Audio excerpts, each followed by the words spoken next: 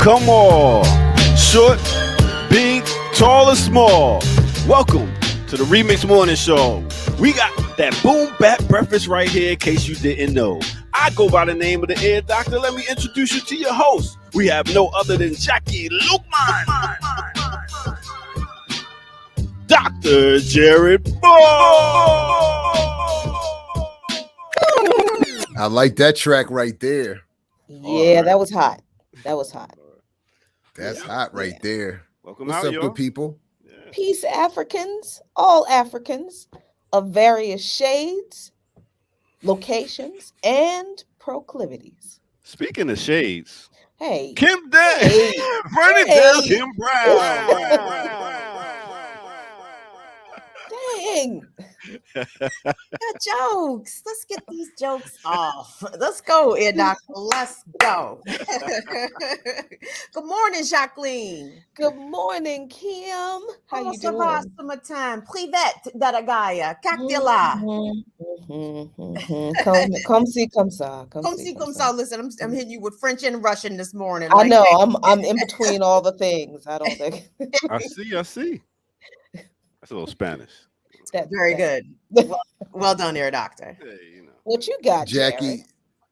Jared? What's that? What you got?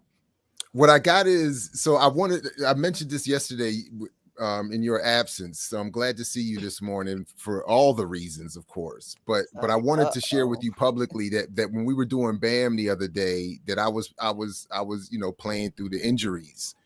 And I was making fun of the fact that I had stepped on some glass in the kitchen and was bleeding from my foot. My back started hurting. So while we were talking, I was laid out with my foot up, my phone in my hand, looking at my notes. And this morning the foot is soaking because I did indeed not get that piece out. And I was reminded of that in the shower this morning. I thought it was gone, took a step in the shower. It was like, So now I'm soaking my foot because I'm too soft to get the thing out myself. So I'm trying to, I went online and was looking for online remedies. There's no online remedies for some tweezers. They did. There are actually. Online, the internets are intelligent. Oh my God!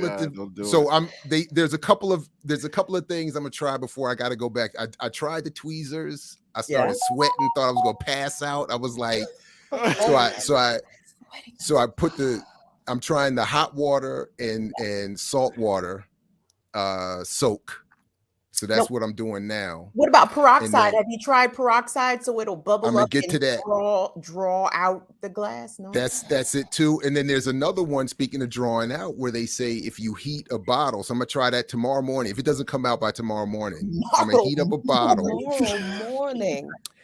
And then they say if you something about the moisture and putting a heated bottle around the area, it will actually suck it forms a suction thing and will help pull the tomorrow piece out. Morning. Ladies and gentlemen, welcome to Man Logic 101. I'm so glad you said it. Look, my wife was all too eager to volunteer to help, but I was like, nah. She was like, she looked all happy, like, let me get it. Let me do it. I was like, nah. Oh my God. This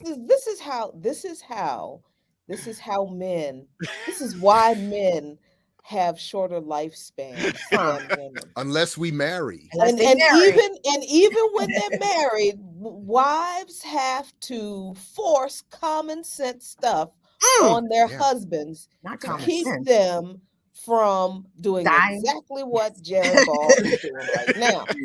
I have there's a whole story about Mr. Lukeman and needing to go to the emergency room because of, but look, first of all, big ups to you, mad props to you for playing injured yesterday on By Any Means Necessary or Tuesday on the Live Hour. All the blessings of the ancestors to you for doing that and for not, and you had every right to. I mean, now that I know that, I would have expected you to say, I can't do it, but appreciate you for hanging in there. But dude, if you don't take that damn foot to the goddamn emergency room. So urgent care. Hey, in the words of the Urgent care. So Urgent care, right take it to a professional so they can get the glass out. Come on, man. in the words of the fellas, man. Hey, way to thug it out, Jared. Way to thug it out. See, that's how the patriarchy fucking y'all up still, right? This is how the patriarchy fucks up the mandom. Right there. We don't do that. We don't do hospitals and all that unless we bleeding to death. I'm trying. Look, it's been part of that is true. Part of it is that there's been too many hospital visits lately. And we did just, by the way, again, thanks Jackie for the prayers. And we did get the best of the bad news regarding Marley's knee. She's not going to play. She's going to be out till next fall, but it wasn't the worst form of the knee injury that it could have been.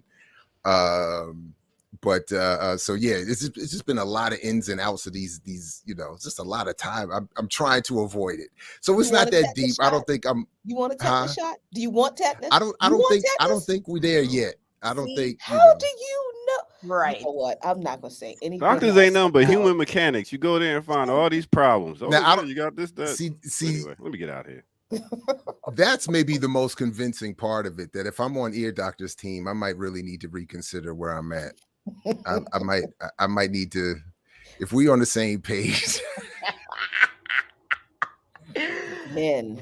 All right, we'll see how. Let's give it till after the remix, and we'll see where it is. And I have faith in the internet and salt water. Oh, okay, man. I'm not gonna say Anyway. anything else. All right. Anyway, what's up, good people? How you all doing this morning? All right. Can't complain. Yep, can't really complain. Everything's going well by and large. Hope you guys are having a wonderful, relaxing summer.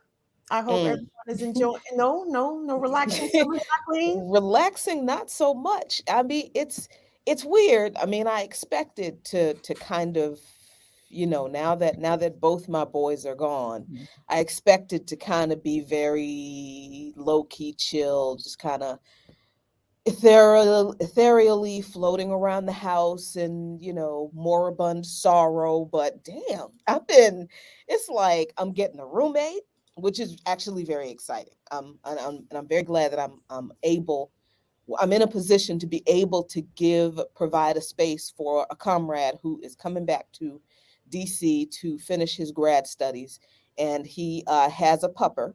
So I'll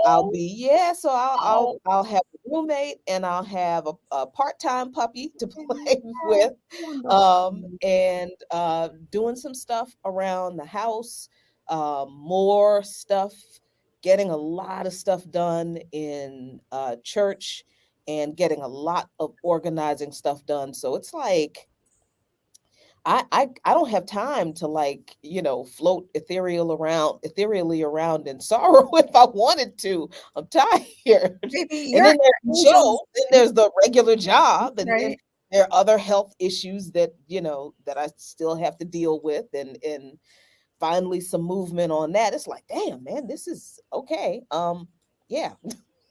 No, Abdus and Brewski on the other side, like, nah. We gonna push mama and baby along. Jackie gonna have her wings. She's not gonna have time to sit around and mourn. I know obviously you have grief, and obviously you are mourning, but the fact that you are moving around, remaining busy, remaining plugged in to the causes and to the organizations that are important to you, I think that's Abdus and Brewski making sure. You know what I mean?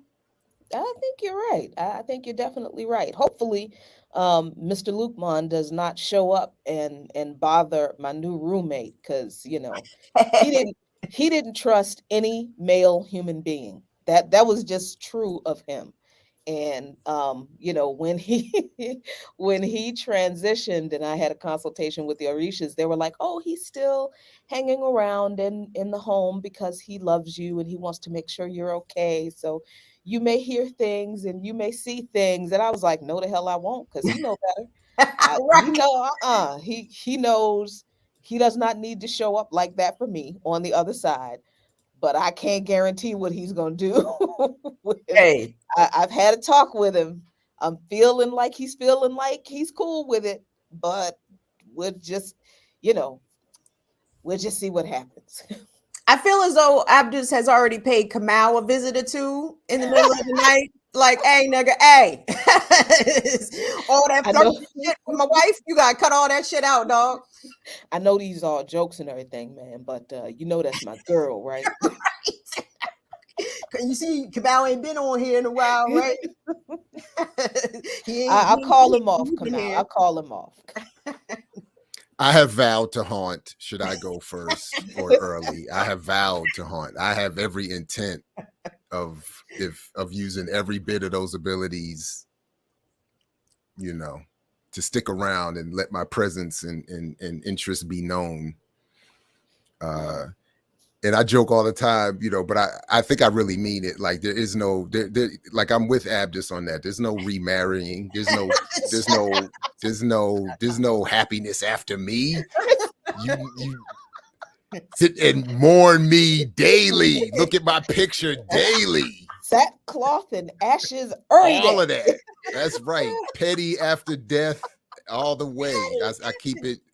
Petty after death. The petty survives. The petty will survive. Jared is gone, but the petty lives. That's petty right. The petty remains. I said I want one of those pictures on the mantle where you're looking in the camera, so the eyeballs look like they're looking at you everywhere you go. Like that's how you remember. That's what you do. What you doing? Yeah. Anyway, yeah, I hear goodness. You. Yeah, see, yeah. Nigga would ask me what I'm doing. Nigga, I'm alive. I'm living. What you doing? What you doing? My wife just texted me, reminded me that I said I want a shrine. That's right. I said a shrine. I want a whole shrine. Candles, and flowers, and all of that. Jared's books. Jared buying Power First Edition right there. All of that. A little monitor playing the video. Yep. You know how they got the scene in the movie? On a loop. Yep. It's just constant. You just walk in the room. I mix what I like. and the movies where people like they know they're passing on and they say, go on and move on, or they leave a note for their loved one, move on, you've mourned me long. And I'm like, nah. Hell no. Jared's notes from the afterlife gonna be like them candles on my shrine. Mourn me till you join me. Basically. There you go, Kim. That's it. Put that on a t-shirt. Anyway, speaking of putting something good on a t-shirt, I want my ear doctor t-shirts. Hey, and he's back in effect. Hey, I gotta give you a party spot. It looked like. I gotta give you Queen major props, man. She chose you. And she actually watches your show. That's amazing. Enough for you. That's more surveillance. I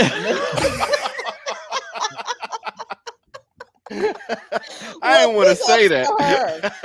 She's your editor for the surveillance. Then I didn't want to say that. I was, trying to, nice. Chose you, kept you, and keeping you in check. And fixed me, and has literally saved my life. She will remind of that.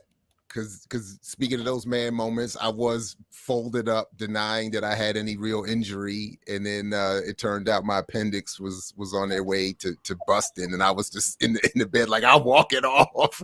I'll make it through another night. Walk off appendicitis. Stop it. I was just like, this is another pain. Anyway, we'll start calling her Low Jack. Hey, Kim. So I hear you got a birthday coming up. Who told you that? Hey, listen, the ear doctor knows. The ear doctor knows. The ear doctor knows. You know what I'm saying? Say that, ear doctor. My birthday's at the end of the month, and it is going to be on a Remix Morning Show day. Yeah. I was debating. I said, should I ask for gifts? Hey, why not? Absolutely. Come on now. Ask for gifts. You give the people your time. Why can't the people give you something? That's right. Oh, they give me plenty just by showing up. Yeah. Anyway. Gift. Ear doctor, So boy. They humble. call me petty, boy. You know what I'm saying? I So tell you. humble. Oh. What you got on my birthday gift though, ear doctor? You bringing up birthdays for what? What's going on? All right, let's get to this break.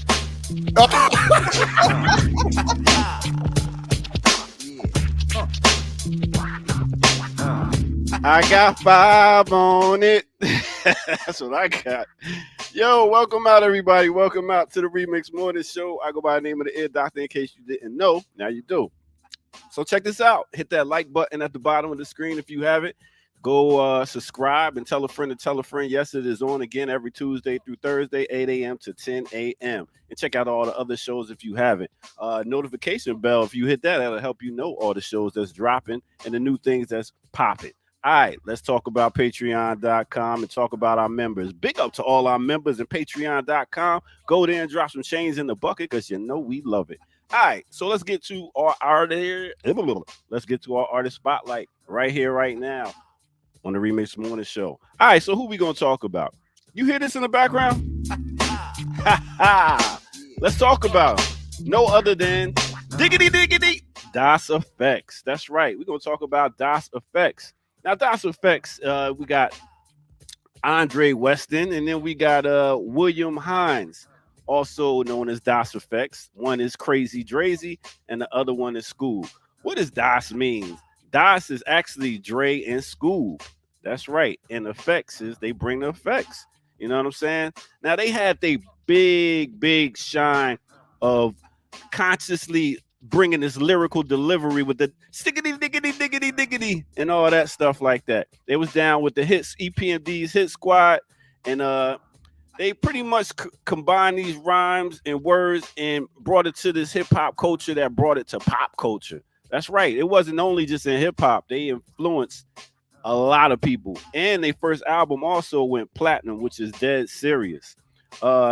Now, let me tell you more about them. One is from Brooklyn. One is from Teaneck, New Jersey. They met at Virginia State University in 88 and started performing. EPMD seen them perform and signed them. Was like, yo, come on, y'all got some flavor. So they did that. They signed. And then they came and dropped Dead Serious. After that, they came in with some other hot songs, which especially was a hot one, was Check Yourself they did with Ice Cube.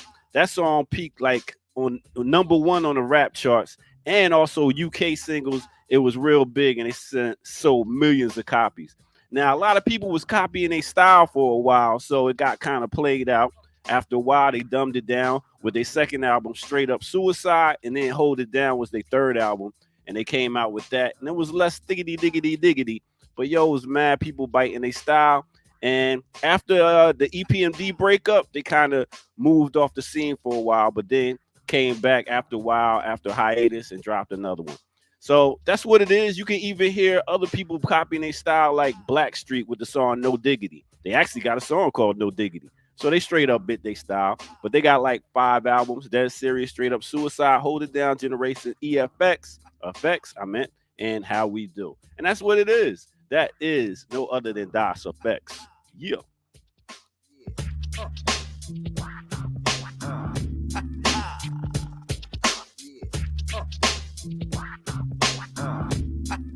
All right.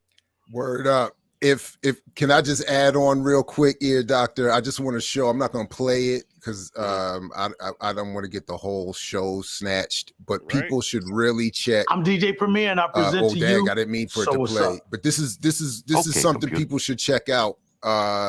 First of all, DJ Premier, my favorite producer in hip hop history.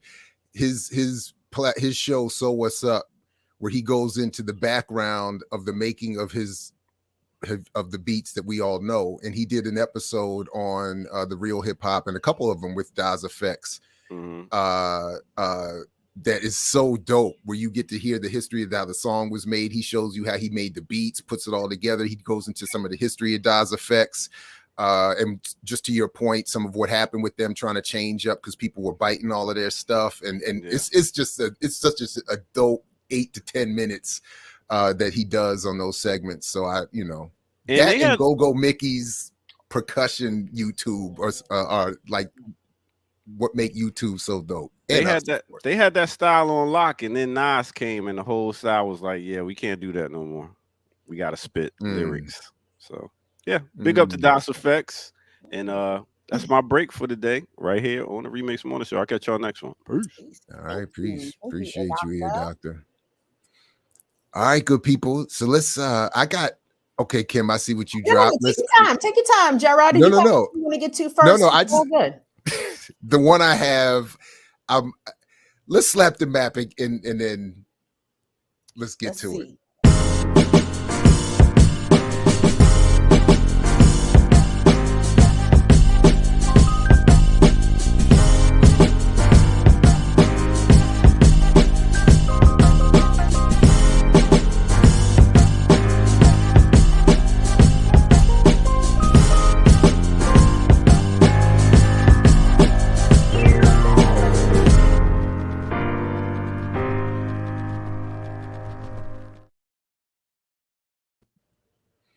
Yeah, so all I was going to say is that the one I really wanted to the only one that I'm bringing that isn't from our dear sister Erica is one that I'm of multiple minds about in terms of my maturity levels in response, because part of it politically, I think this is why we need to be Pan-Africanists, because if we leave it to celebrity and lesser political figures, this is the kind of stuff we get. But the other part of it is that I have a real concern of what happens to anybody, particularly young people, but particularly Black people who go into Hollywood, and what happens psychologically. So I just was sent this the other day. I don't know if you've all seen this, but Terence Howard over the last couple years really has been going off in some very interesting intellectual directions. I saw a presentation he gave at Oxford University, I think within the last couple of years, which was shocking. I'm sorry, a what? He gave a what? He did what? Yeah. He was invited to Oxford University. For what reason? Who did that? I think they were expecting to have a nice celebrity presence, talk about celebrity in that world. He was there to inform people of all the interesting scientific exploration he's been engaged in, and his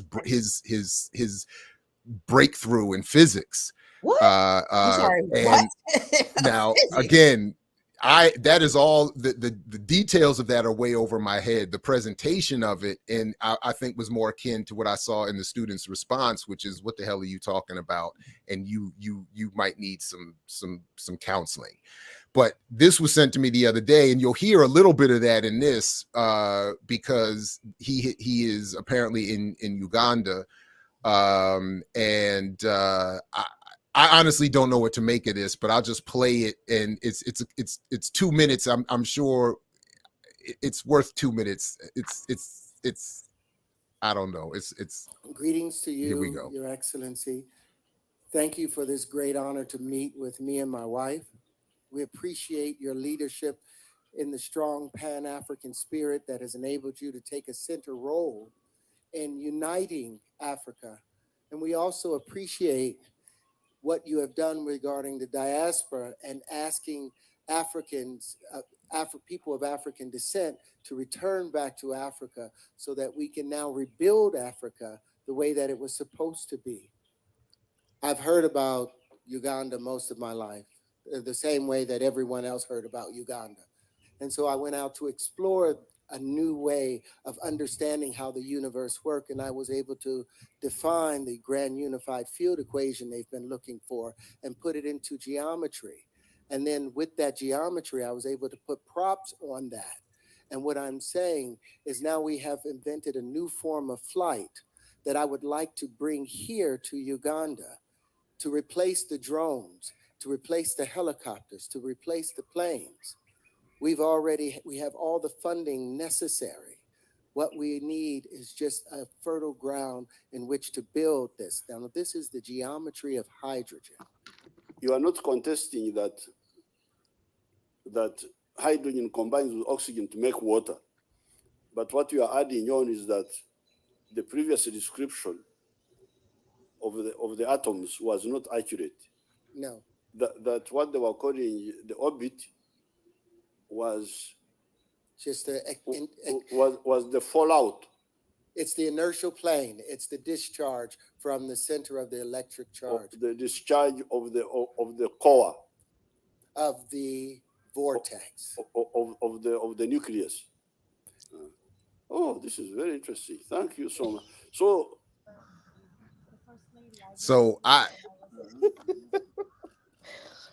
So again, my very first reaction is this is why more of us have to be, of course, as you put out the other day, Jackie, we have to be more involved in organizing. We got to be, and we have to be building Pan-Africanism because other people obviously have run off in a variety of different directions with what they think they mean with Pan-African connections. I don't know what he's talking about with the science. As I said, when I saw him in the Oxford piece, it was, I don't know. I can't assess what he's talking about scientifically, but it presents as I don't know. And so, yeah. It presents to me that colorism and desirability politics are very strong forces at play here. And people who are considered conventionally attractive and light-skinned with light eyes, they will allow them to speak freely in front of microphones about things that they may or may not have distinct knowledge about. That's my hot take, my lukewarm take on that. I'm sorry. This part of my brain hurts right here from whatever it was that he said, and right, rare Jackie. I am right here. just right here, right about there. Right here. And first of all, that's Yoweri Museveni, a military dictator. He hadn't done shit for Ugandans. He's done even less shit for Africans throughout the diaspora. Yeah, I was going to ask you, Jack, what about his Pan-Africanism? How does that work? That man is an imperialist puppet. He is a greedy imperialist puppet. But see, this is why we always talk about getting involved in an organization so you can get some solid political education. So you won't be sitting there in front of a comprador puppet dictator talking about thank you for what you've done for Uganda and the African diaspora. And never mind the science. Look, I don't know what the heck he was talking about with the so-called science. It is obvious that he didn't know what he was talking about either. So okay. But it was yeah, exactly. And to me, it was like Howard was being looked at as a lunch plate full of money. Thank you. So they were just like, I don't give a damn what you're saying. Yep. But you about to drop a truckload of cash. That was what I was inquiring. I mean, I have a question. Like, did he just get an audience with this man, or did he have to write a check? I'd like to make a donation to Uganda in order to meet the imperialist leader there.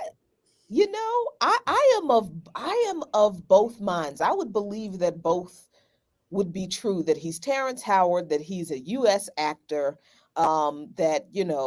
that's exciting and appealing to Museveni, who has a big old ego, and to go along with his big old dictatorship and his big old genocides. So yeah, I think that there could be that, but he also is a greedy bastard. So I think that also, there may have been, if there was not a check cut, promises made. Especially when, what's his face talks about, oh, we have all the resources, we have all the money we need. Oh, you do? Okay, well, give us some then. So we need some of that money to provide whatever it is you need from Uganda. All that was just, all of those people involved were a room full of hucksters. They were a room full of con men. One of them just happens to be a genocidal maniac. And the other one is unhinged in a way that I cannot quite understand, but I'm not a doctor, so I can't diagnose, but clearly there's something not connecting with Terence Howard. Yeah, anyway, so that I just take that as another call for us to get increasingly busy, because those are the kinds of conversations that are happening all the time. With that level of political substance. So Anyway, can somebody fill in for Kamau and please bring up a picture of Terrence Howard's partner? Oh wow. For contextual purposes. Yeah, well, she showed up there. And I guess for Kamal's point, it would be that at least, I don't know to what extent this, I think he would at least give some point this. I don't know. I figured it's like he would at least say she's not white. Is that somehow a step up? I mean, I can I be really honest? When I saw her picture, you know what when I saw her, the first thing I thought as I'm hearing him talk this wild gibberish nonsense was Falun Gong. I'm sorry. That's exactly what I thought. I thought, oh my God, she's got that man in some crazy ass cult that has, and that's terrible. I'm sorry. That's a terrible thing for me I should not, stereotype her that way. Terrence Howard may well have been always as unhinged as he sounds before he met her. That was just my first thought. I'm just telling y'all. Does the Kamau thing only work when the partner is white or just non-black? I don't know.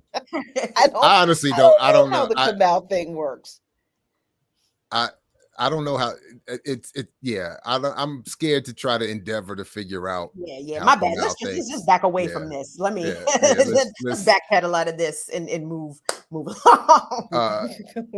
Kim, I did pull up the story that you got for us, and all I see is Baltimore police officer. So it looks like it's going to be some good news in the morning here. Slim. This story is interesting it is unsurprising as it is. We are in the middle of a Democratic primary season here in Maryland, and I'll show you how all these things come together. So this has been a story broken by the Baltimore Banner. Baltimore police officer conspired with motorcycle club to sell drugs, sold ghost guns. Have anybody living in the DMV heard anything recently about ghost guns? Ghost guns? No, ghost guns? Only once briefly, a couple, just briefly, a little while ago. Lucky you. I hear about ghost guns all the fucking time. Okay, all the time. Let's get into this. So a suspended Baltimore police officer traded oxycodone and information on a murder investigation and a ghost gun with a member of a motorcycle club in exchange for cocaine, according to federal authorities. They said this Wednesday in the latest explosive case brought against a city police officer. Stephen Angelini, 41 years old, is accused of conspiring with the president of the infamous Riders Motorcycle Club. Authorities say that the group used a bar as well as a hot dog stand called Killer Dogs to sell drugs. Oh, wow. Nice. What? Oh my God. Dog. Well, although I bet fentanyl notwithstanding, that Coke was healthier than the hot dogs they were selling. But damn. Coke was healthier than the hot dogs, a direct quote from Dr. Jerry.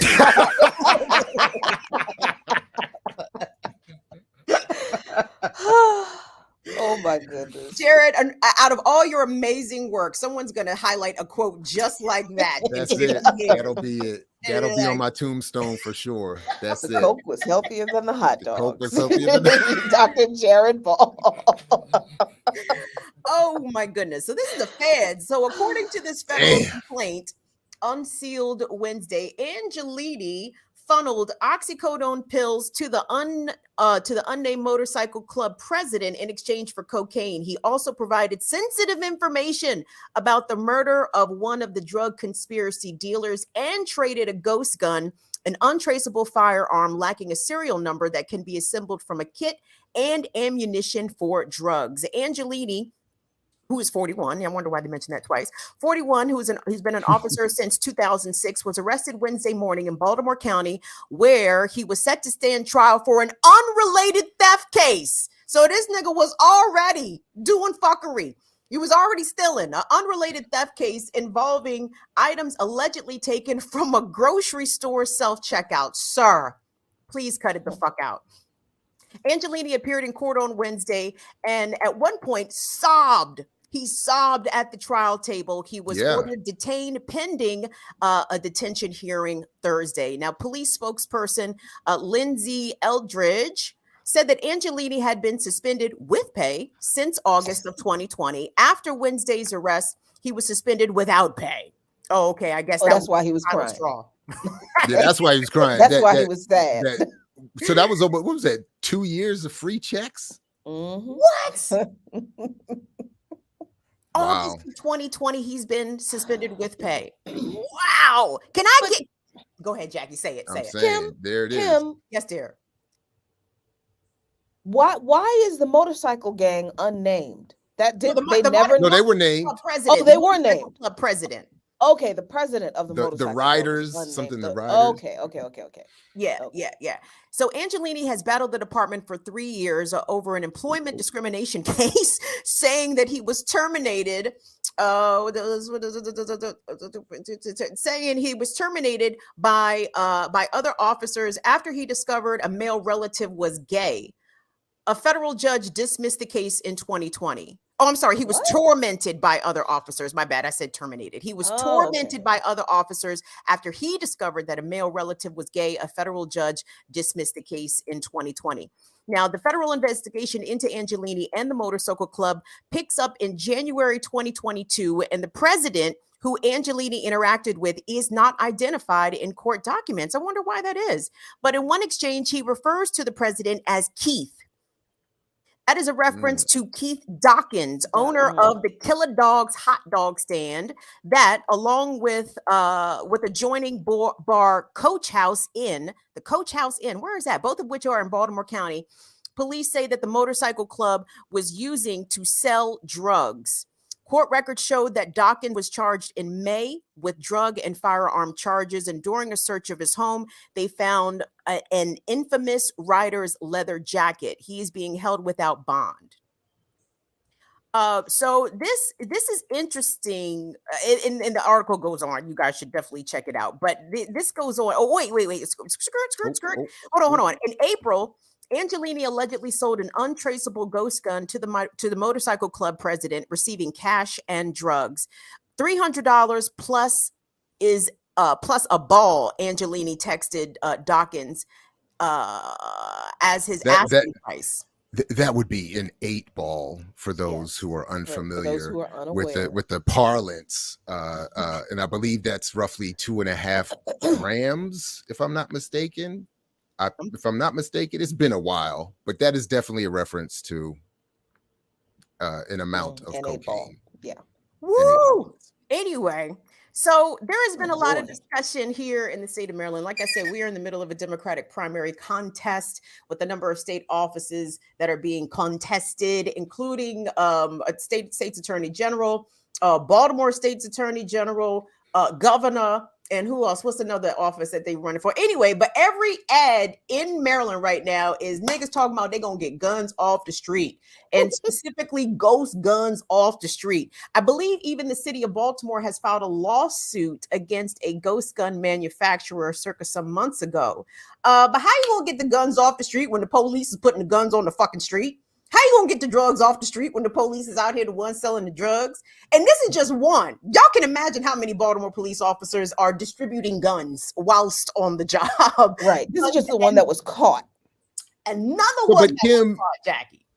But Kim, having now watched We Own This City and The Wire, making me an expert in all of this, what is confusing is that I heard you made reference to, first of all, Baltimore County. So I thought nothing bad happened in the counties because so I'm confused there. And then I thought they had caught all of these cops doing this stuff and were going to be more attentive to the situation. And here we have someone who felt confident enough, which suggests to me that many more are doing much more, to continue with this kind of behavior, even after all of this attention with HBO series and court cases and federal thises and that's, and all of the high profile suicide murders of cops all kinds of stuff. And yet here we are 5 minutes later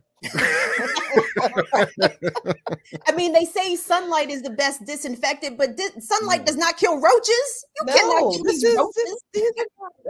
No, this is so. But wow, that's you know, all this, you know, prosecuting one cop that you find slipping, you know, with his skirt showing. This is not, it's not going to solve this problem. The unions, I really do believe that there needs to be a lot of attention paid to police unions who create the conditions and ensure that cops who are found to have violated the law are allowed to be on administrative leave with pay for 2 years.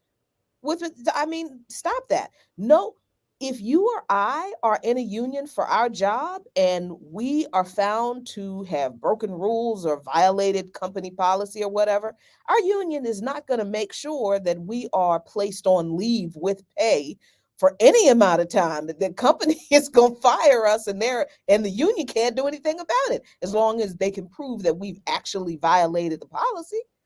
The police unions exist to protect the police when they violate the law that they are allegedly there to uphold, not to make sure they get a fair trial, not to make sure they're treated fairly by their employers. No, the police union exists to protect the police officers when they do exactly what they're commissioned to do, which is violate everybody else's rights. Mm-hmm. That's remarkable. Well, anyway, I did look it up, by the way, and 8-ball is 3.5 grams of cocaine. Jesus Christ, that's damn. Yeah. Anyway, don't do none of that coke. It's fentanyl. Mm-mm. It's fentanyl. No, especially yeah, absolutely. That's yeah. That conversation from yesterday is still bouncing around in my head. That's terrifying stuff. Between what we and Lawrence was saying yesterday. Anyway, but here's my thing though, like how can this be used in a way that can press these Democratic, lawmakers or people who are seeking office? Like, what the fuck are y'all going to do about this? Like, don't look at this as an individual incident, because we know that that's not the case. Baltimore City for decades has a proven track record of doing exactly this. And every single person that's running for office say we're going to hold the police accountable. How? I need the plan. What is the plan to hold them accountable plus get guns off the street? It seems to me that as though getting guns off the street is a higher priority than reining in these overpaid, quote unquote, public servants. And it's like Maryland, again, we have the strictest gun laws in the country. DC, right there. You know what I mean? And do the guns get off the street? Jackie, are there still guns on the street in Washington, DC? As far as I can hear. Yeah. I say Jackie, they have been bossing down Southeast big time lately. Jackie, no, they are shooting the shit out of Southeast right now. These police are not getting their gun. Not a gun shop in Southeast DC. Explain that. Not a gun shop in Southeast DC. How does that work? Apparently they're on these tree-lined streets too. I heard them non-fireworks on the 4th of July. People are not slick. I know what I heard. I know what's out here. Speaking of what's out there, hold on real quick.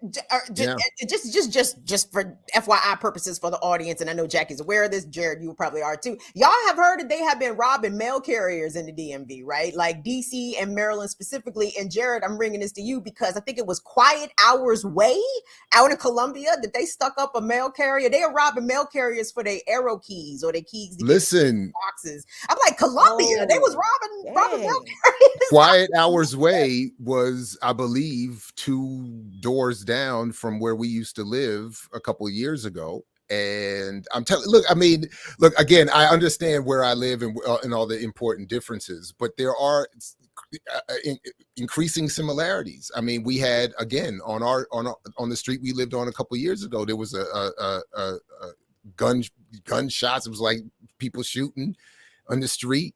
There was apparently Bloods gang activity on our block.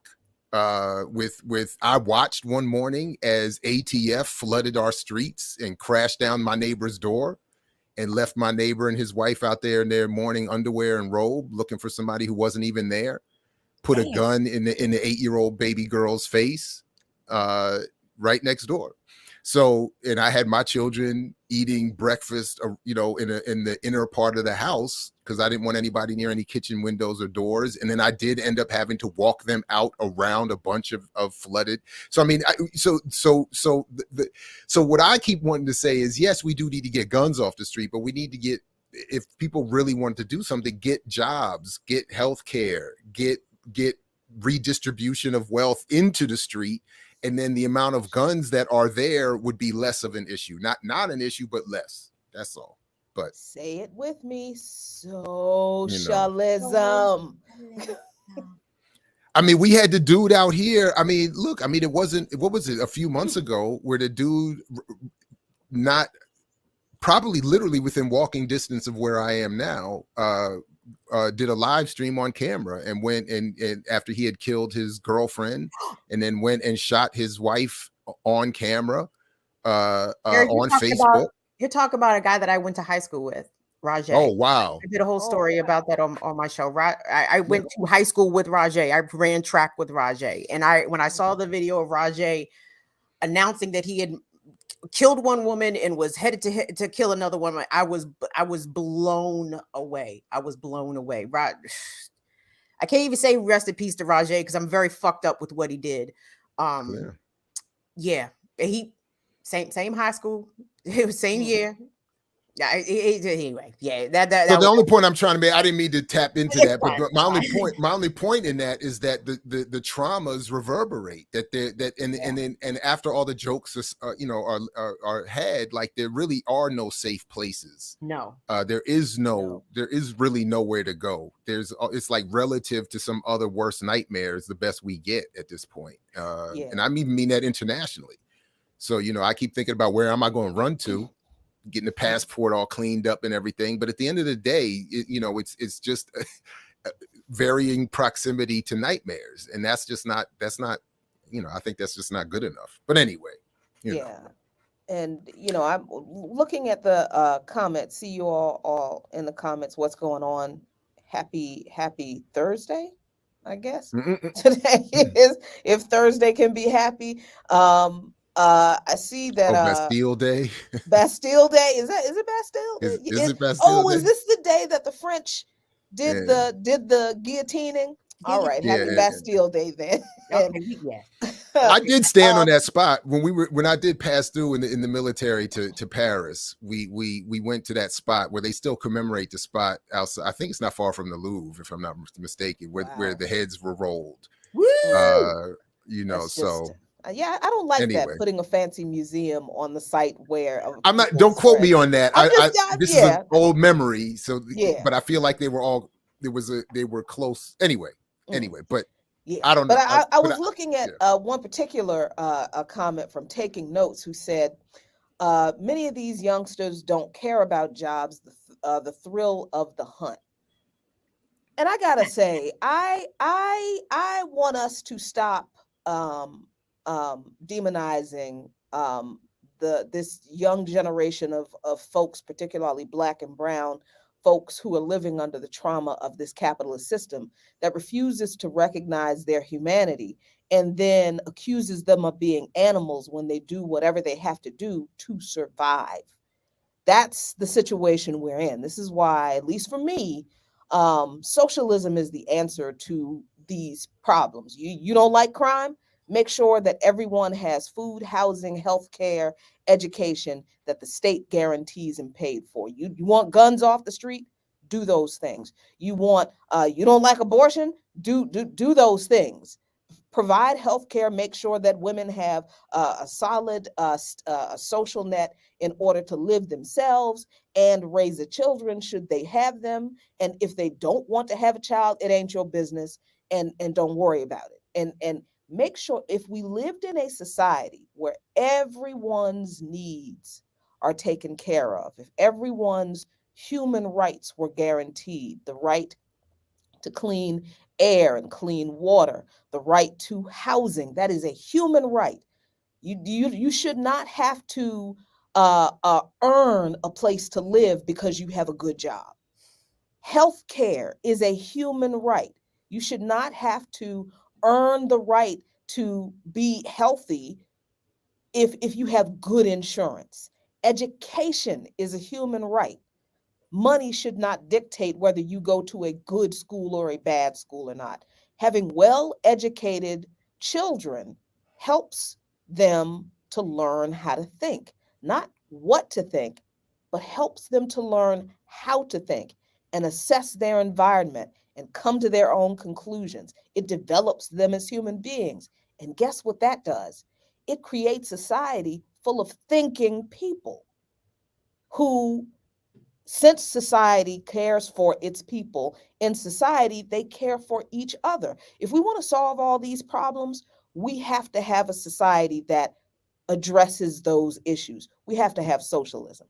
Otherwise, it will be barbarism and more of the barbarism that we're living in now. But the answer is not to call the people who are suffering under the barbarism of the system barbarians who like the thrill of the hunt. That's not the answer. The barbarians are the ones who control the system and deny everybody their human rights. How does that kind of language differ from Hillary Clinton calling children of the 1990s super predators?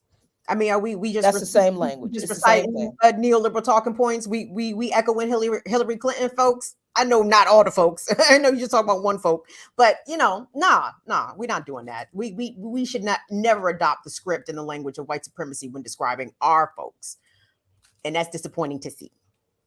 Again, you said it. Sorry, you said it brilliantly, and there's plenty of academic and other research to support and all of that. But I always go back just selfishly. I don't accept a lack of humanity in my own self-concept or definition. And I know from my own experience, as soon as any level of safety nets were withdrawn, straight to crime, straight to violence, I went. So it's not... I think as we look at the conditions many of our young folks are coming up in, to expect that they're again that it's not worse is to me a testament of that existing humanity, because they are being asked to come up in conditions that no human being should be asked to come up in, and then criticized for their behavior, when again no properly functioning society determines itself or judges itself or is run by the behavior of its children. The children are a reflection of the society. They aren't running anything. So if these kids are out here acting in a certain way, that's on us. That's on the society at large. So socialism would be a great start for sure in addressing it.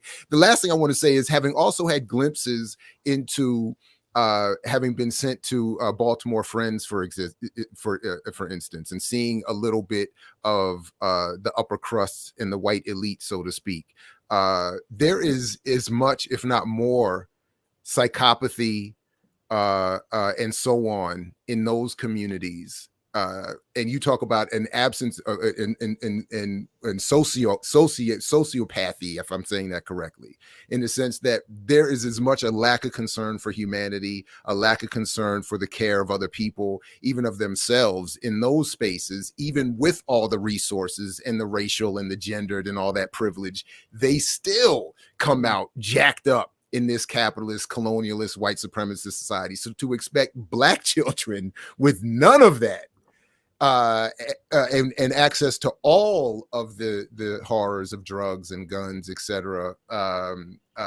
it is unfair to as a minimally unfair. Absolutely. Anyway. Yes, because the white kids have access, the rich white kids have access to the drugs and the guns, but they have access to healthcare. They have access to mental health services. They have a home to sleep access in. to the good rehab. Expensive defense attorneys, friends in the DA's office, friends on the bench.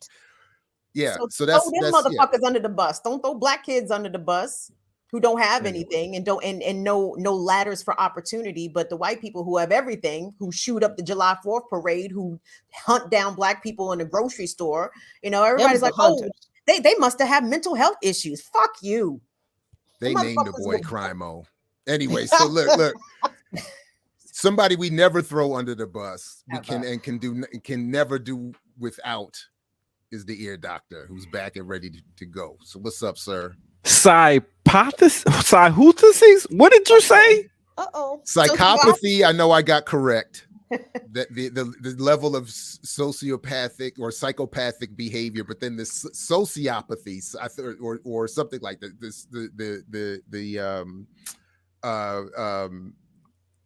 socializing. The sociopaths. The sociopaths. Those there who we go. can't, function. It's in there somewhere. It's nice. That's around in there somewhere. That's a big word. Y'all said a lot, but I do want to return to one point. Kim, you used to run track. I did. I did. What? I don't strike you as a track star. I don't strike you. What did you throw the ball off your neck? What part of the track did you? That's not running track. Wow. That's being on the track team. Put. No, that's why he's freezing. That's why he's freezing. Jesus didn't you? Jesus coming right for you. In this household, they say "Ese fue Dios." That's what you get when you talk ish. You freeze on the camera. Oh, this is terrible. I was consistently coming in last in that 100 meter dash. Not last, but yeah, I wasn't fast, but I ran. Yeah, I ran. Okay. Sprinter, slow sprints. I gotta say, my kids say I'm very ghetto bougie. They say I'm very ghetto bougie because I play bocce ball. I don't know if y'all know anything about this right here. Mm-hmm. You know about bocce? I do. Only that it exists. Bocce ball. Mm-hmm. I do not understand it, but I know about it. You got to try to throw the ball and hit the ball, right? The only time I seen it play was on the Cosby Show when Bill had his Trinidadian friend come in the backyard and they was playing in the freezing weather. But yeah. Wow. Anyway, let's go ahead and get to this next. Anyway, let's go ahead and get to this next break right here on the Remix Morning Show. All right. Black Power Media.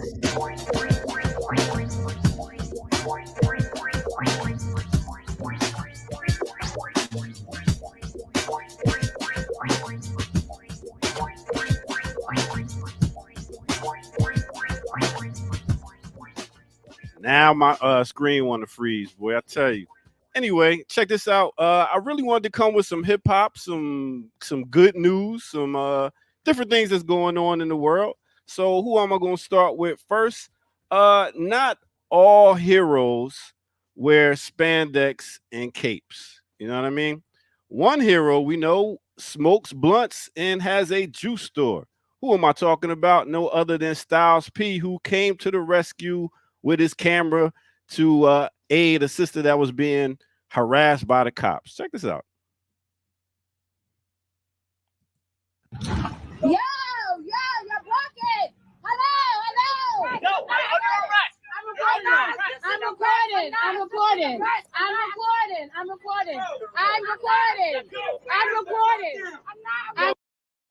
Yo, he is a bitch. I know he is. No, keep recording. I'm recording. Keep recording. I hope your camera's on because you didn't. Yo, sister, loosen up. Loosen up. Please do. Sister, relax. Please. Yo, you's a hoe, That's a dog. girl too, by Fucking hoe, man. That's a girl, by the way. Yo, and I got you on camera. I hope you got me on camera. You's a whole bitch. I'm gonna back up. Don't touch me. I hope you got me on camera. Yeah, you scared. I hope you got this on camera. You bet. Yeah, you need a backup. You keep running up. You need a backup, mister. You need a backup. You need a backup. You need a backup. You need a backup. That's a female. That's a female. Hope your camera's on. That's a female. That's a fucking female. That's a fucking female. You a bitch, nigga.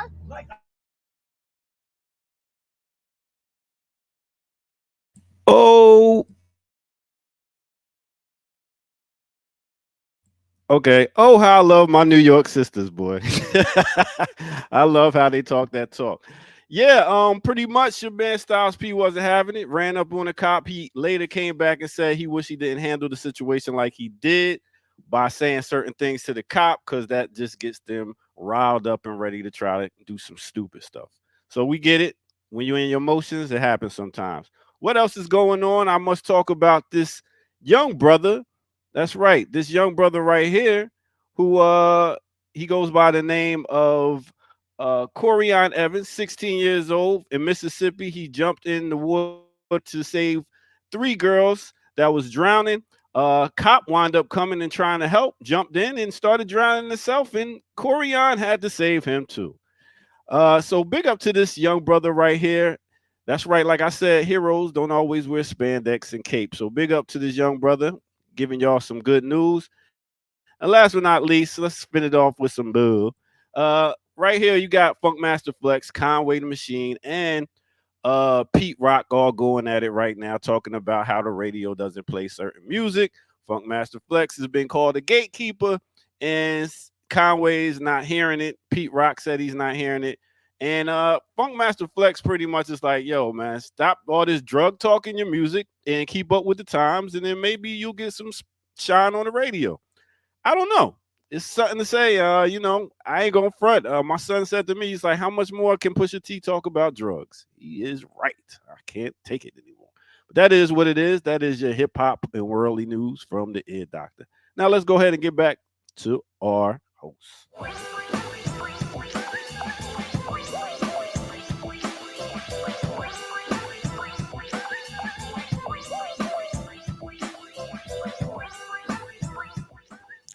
I do think I have to agree with one of the comments in the chat. I think we need some trigger warnings on them videos, man. I wasn't ready for that, man. I'm all hot. I gotta take another shower after the show, man. I'm all like, this is life.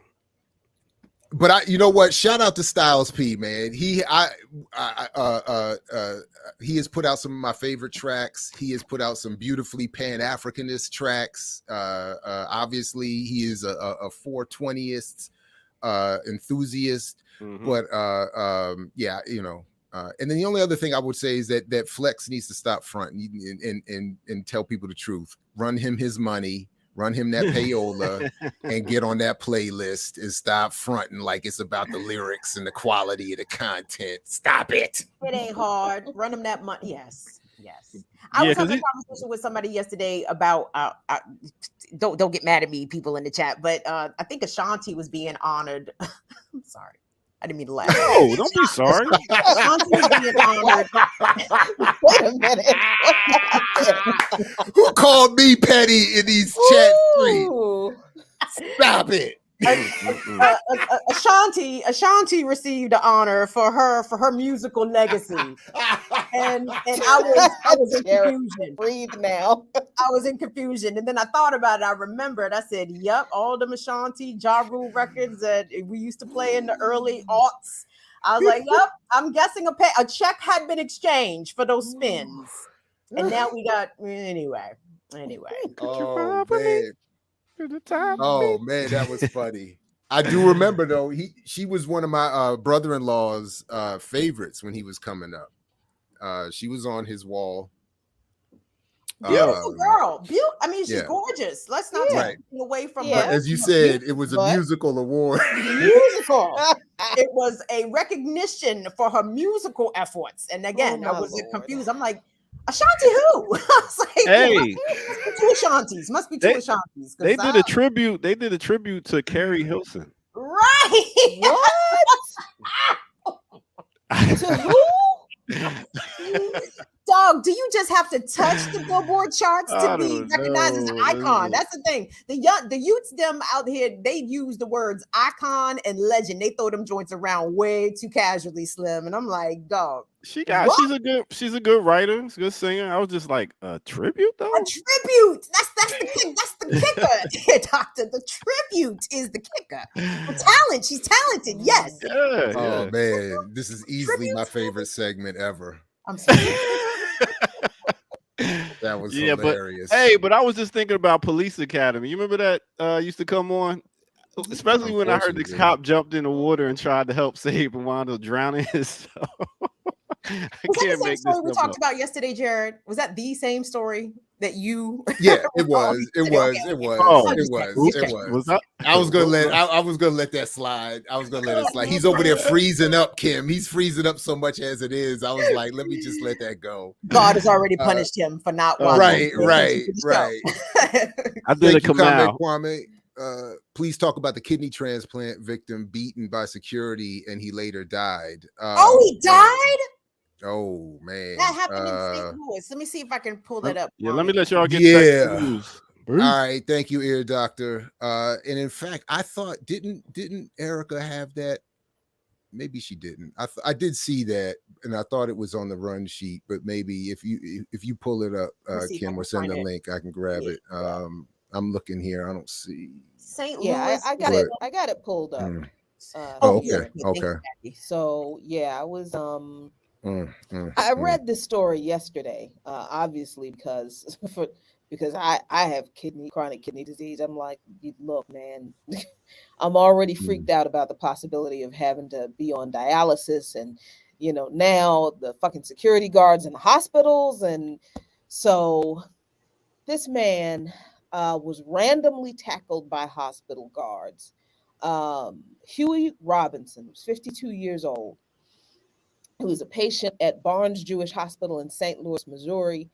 He was dying of stage 4 renal failure. He spent 4 days in the hospital being prepared for a possible kidney transplant that never came. That's an issue right there. That is an issue right there. And so he was sent home, and I'll tell you why that's an issue in a minute. He was sent home after being prepared for a kidney transplant. And then he left the hospital after he was groggy, still under the influence of the anesthesia or whatever. It was wearing off. He left his wallet at the hospital. They sent him to the park, told him to go to the parking garage on Euclid and Forest Parkway. He returned, picked up his wallet there, but then he forgot where he left his car. Because remember, the local was wearing off, right? He's still groggy, he's still kind of out of it. And because he usually parked in a different garage at the hospital. So he was wandering around looking for his car. Security guards jumped him, basically. Surveillance footage showed armed guards at the hospital. There are armed guards at hospitals, cops with guns at hospitals. Charged Robinson, forced him to the ground. He had a ticket for the parking garage on his person, and he had a patient bracelet on. They accused him of looking to steal cars, and they assaulted him. He has since died of his injuries, but he did sue the hospital last year. His daughter will now be representing him in the lawsuit against the hospital for assault, battery, and false imprisonment. This story is all the way fucked up for so many reasons, for Black people in particular. And the whole fact, okay, obviously the obvious part, the fact that there are, there's armed police at hospitals, right? It's not, they're not just benign security guards. No. They're there. The same reason I was seeing them when I was having to deal with the Social Security office. They're armed guards there because they know they're dealing with people in the highest stages of trauma, and they're being done wrong by these institutions. So they know there's going to be a conflict, and they know they need to have they're there for, that's why I told the guy himself when they were doing me and my mother the way they were doing us. I said, that's why you're over there with a gun, because the people behind this screen are treating us this way, and they know what. And I'm telling you, and that's exactly why they're there, because there's somebody in that hospital being told you're not going to get what you need because you can't afford it, or you got to go over here because you're not rich, or you don't have this, and they know John Q. I mean, they made a movie, right? So they know what's up. So, anyway, but behind, when you said behind this screen, Jared, I don't know if people thick. Hospital intake registration folks, the people who were taking your information for the money, they've always been behind those thick plexiglass screens long before COVID, because they knew they were denying people care, sick people care, dying people care, and it's harder to get at people. You understand what I'm saying? That's obviously you know what it's like when you've been to the check cashing place. Yep. Even the one right down here near us in right down here on Route 1, not far from my house. You go in there and you feel it. If you don't see it behind that little counter, they got click clack and clack click and click clack. Right. You could try to get funky in there if you want to. And that's why, because they know they're dealing with people in stages of trauma. If you're in a check cashing place, you're in an economic trauma. If you're at the hospital, trauma. If you're dealing with Social Security, trauma. And they know they're not going to deal with you properly, so they got them there. They got them there waiting. And thank you, Megan. Appreciate you. Thank you, Megan. That's dope. Thank you. Appreciate you. So this man's whole story is full of all of the failures of capitalist medicine, and particularly for Black people in regard to a specific issue, and that is kidney disease. The issue with the transplant is, and this is something that I'm going to have to face. So this is why I was reading the story when I heard that he was being prepped. Like, I read the story and I saw the headline. I'm like, I cannot watch another cops beating another Black man. I just can't do it right now. But then I kind of read the byline and they talked about he was being prepped for a kidney transplant that actually did not happen.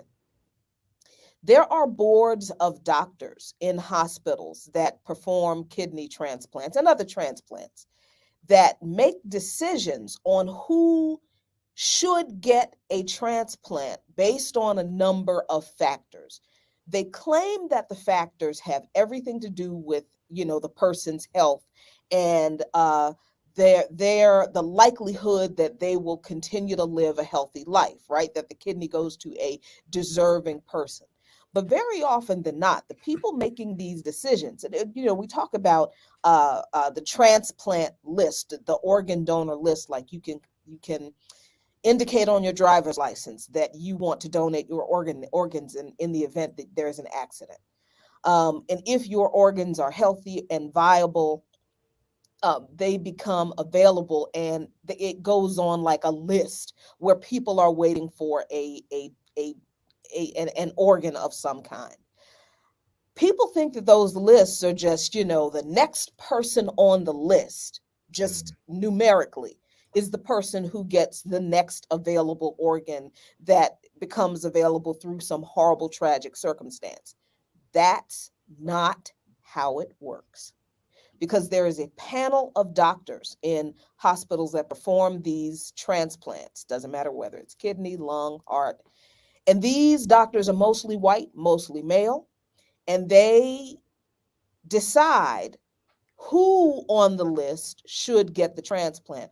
Who of the available people, the next maybe 5-10 available people, gets the transplant of the organ that they have available. And some of the criteria they use can include things like if the person had a criminal record, if the person is Black, if the person is overweight, obese, if the person has ever used drugs, what kind of home life the person has, what kind of job they have, whether they believe they can contribute to society in a significant or meaningful way if they get this kidney or organ that will save their life. So as someone who is facing the very real possibility that I will have to have a kidney transplant, this shit terrifies me. Because when it comes to Black people and kidney disease, the reason we see so many DaVita kidney dialysis centers propping up in our neighborhoods is because kidney disease is an undiagnosed epidemic among Black and Latinx people, because it is a byproduct of uncontrolled hypertension and other medical conditions that are uncontrolled that attack the kidneys.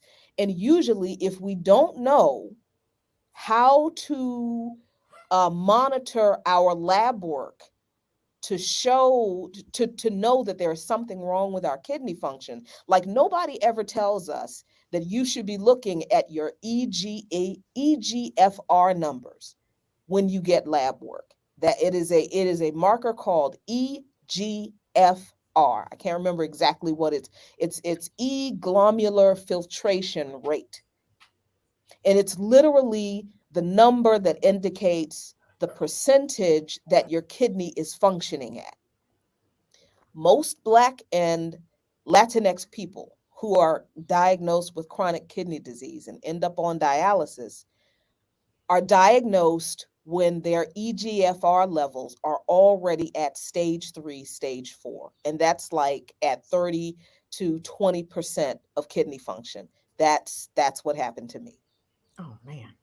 So they didn't tell you that your kidney function was gradually declining. They only told you when it had reached a critical stage. No, and this is what happens to Black and Latinx people who, because of the stress of living in this bitch, because of the horrible diet that poor people are forced to take, to eat so often, because of bad health care, because of lack of good health care, and because of lack of doctors who give a damn about us. I have gone to the doctor because I've had pretty decent insurance for most of my working life. I've gone to the doctor pretty regularly every year, especially when I was diagnosed with hypertension like 15, maybe 20 years ago. Gone to the doctor, and I look back over my lab results and I see where my kidney function has declined 10% every year. And nobody said anything until I go to a cardiologist a few months before Abdus passed to get a regular old stress test. Black lady, she looks at my history of lab results and she said, "Look, your heart's fine. Got a little bit of thickening around the outer walls. That's kind of normal. Lose some weight, get your blood pressure under control, but nothing serious. But we need to be preparing you for a kidney transplant." Jesus. That's when I found out. And I just fucked me all completely, entirely up. Fucked Abdus all completely, entirely up. So I just got diagnosed with chronic kidney disease. And then my EGFR numbers were 30. No, it was 20. It was 24. 24. My EGFR numbers as of this week are 11. So I have a kidney biopsy scheduled for Monday to find out if there's a genetic link to this, because there's this other thing with Black people in kidney disease where there is a gene that some of us carry that exacerbates kidney disease, and it is related to where we're from. Wait, where should the numbers be, Jackie? Your kidney function, your EGFR numbers should be in the 80 to 90 range. That means your kidneys are functioning at 80 to 90% capacity. If your EGFR numbers are lower than 80, you need to be talking to a nephrologist. Don't wait for the next time you get lab work done. It doesn't matter if it's blood work or if it's urine collection. Look for your EGFR numbers in your complete CBC panel. And if that number is below 80, you need to schedule talk to a nutritionist and a nephrologist. I'm looking at mine now. He done logged I'm on it right now. I'm literally looking at it right now. And so it has EGFR. It has two categories: EGFR, non-African American. Right. Everything for me is in the green, and this number it says greater or equal to 60 is what they're looking for the non-African American. So I'm 75 there. EGFR African American is the second category. Anyway, it's 86 is 86. But they say it's greater or equal to 60 is what they have marked as the red and green spots. Right. So I am very interested to know what anyway, go ahead. Yeah, and there is some alleged. It says here, I'm sorry, check this out. It says if you are African American, your EGFR is estimated differently. Since race is not reported in this screening, you will need to use the reported result that is associated with your race. To get an African American specific result, you can multiply this result by 1.21. That is the non-African American. Okay, so that's why they give you both. And there's some controversy with that. So that's deep. Yeah, that so, is. So I'm gonna go ahead and just for the folks who are in my particular position, I'm gonna go ahead and do the Bow descent and look at the African American and judge by that and assume that that's the one I'm anyway. But that's deep right there. Anyway, I mean, and so when I read this man's story and saw that he was told that he was about to get a kidney transplant, and a kidney transplant is the only cure for chronic kidney disease. It's not dialysis. Cleans your blood because your kidneys filter the toxins out of your blood, particularly protein, which is why people with chronic kidney disease, they tell people with chronic kidney disease, a plant-based diet is best, because once your kidneys stop working well, they can't filter out the protein. So just don't eat as much protein. So he was promised, this is what happened to this man. He was told, he was on the list. He got a call. There is a special number for the National Kidney Transplant Database that you get called from. And they will call you anywhere, anytime, and tell you a kidney has become available. Get to your hospital within the next hour to be prepped for the kidney. That's what he did. He was in that hospital preparing to receive a kidney transplant that he was told he was going to receive.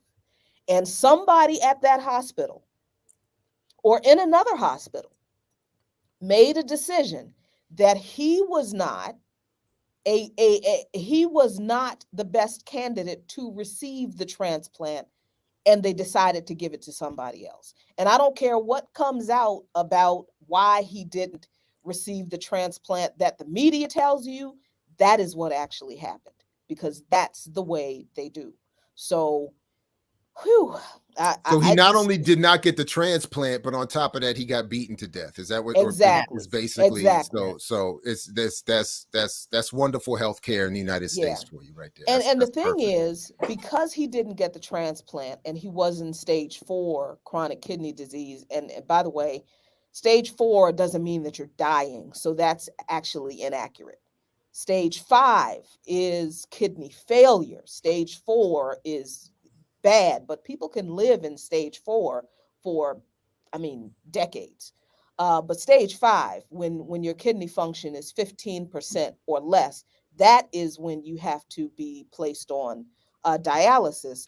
But you're also not necessarily dying then either, because dialysis filters the toxins out of your blood, and dialysis keeps you alive. It does the job of your kidneys. And people have been known to live, on dialysis for decades as well, although it's not optimal. So it's not true that he was dying from kidney disease, but in the lawsuit, that is what the hospital is going to claim. That is how they're going to get out of paying this man's family their money for their police staff beating him to death. They are going to say that because he didn't get the transplant, he actually died from the kidney disease. No. It cannot be proven that his death was related to the beating by the cops. This whole episode with this man is everything that is wrong with this system, and all the reasons why we should be fighting like hell to utterly destroy it. Right on. Hey, listen, even in my microcosm of these tree-lined streets, right down the street from where we are is one of those pockets of hoods in Columbia, Maryland, and right across the street is the dialysis center. They got it right there too. It's the same, everything you talk about. So anyway, real quick, can I say something? Yeah. Jackie, first of all, thank you so much for educating us this morning about what Black folks in particular need to be looking out for when it comes to our kidney function numbers. Because what you just shared, I did not know. So thank you for educating us this morning. And I had an experience that does not even compare to what this man endured at Barnes Jewish. But I told you I used to live in St. Louis, and I went to Barnes Jewish Hospital for routine GYN care. And the racism that I experienced there is something that still sticks with me. And I don't even know if this qualifies as trauma, especially in comparison to what this Black man endured. But I never forget this. And I never went back. I was there for a routine well woman exam. And these motherfuckers, speculum in vagina. And this bitch gonna walk in there talking about we need to update your insurance. Do you not see my legs in the air? I was so infuriated in that moment. Like I could not believe that I have a fucking speculum in me and somebody's going to walk in and ask me about my insurance coverage.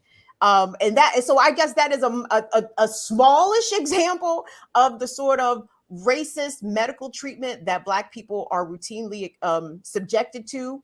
Even whilst receiving medical care, they will still not hesitate to remind you that you are less than, you are not deserving of dignity or respect, and whether or not you have sufficient paperwork or adequate insurance depends on the level of respect and consideration that you receive as a Black person. So fuck Barnes Jewish Hospital on everything. Yeah, and I I don't mind sharing this stuff about myself because I know we get weird about I don't want to tell people all my business but look, we dying out here, y'all. We dying out here, and the system is killing us. And if I have information that will help somebody not go through what I'm going through, then I'm gonna share it. Nobody has to. There's no excuse other than the system not telling us these things. Now you know how to advocate for yourself and to protect yourself in regard to what to look for to at least stay away from dialysis. I'm actually not afraid of dialysis anymore. I'm not crazy about probably needing to go on it, but just we have got to be more open with the ways I think that we experience the failures in this system, because we're never going to learn how to compensate for that among ourselves and ultimately destroy this system if we don't expose this shit. Only when they've set these standards in this world so ridiculously low can either of you be seen as having gotten off easy in with what you shared. I mean, that's the problem, or part of the problem for sure. Because what you shared, Kim, is by no means some light work, but it's only because they keep setting the standards so ridiculously low that it's like, damn. I mean, even that is. At least they didn't beat me to death. Right, I know. I mean, it's like, I mean, violate motherfuckers. Right. Yeah, it's crazy. Anyway, let's give it a shot here, Doctor. I think he got himself ready. He's back in class. Hey, yeah, I'm here. We apple for his teachers. No doubt. A kiss. Hey, get your everybody, get your health out there right. Even all y'all vegans, y'all eating all this fake soy. Get your health right. You know what I'm saying? It's all about moderation. You know what I mean? So get it right. All right. You got them two mixes right today? You got them two mixes right? I'm looking at them numbers there, Doctor. Them numbers is numbering very strongly. Right? Whoa, we got we got a mix ready for the end of the show. Don't you? Come on, we got whole 5. I'm just saying, you over here talking about everybody's vegan diet. Get that mix right.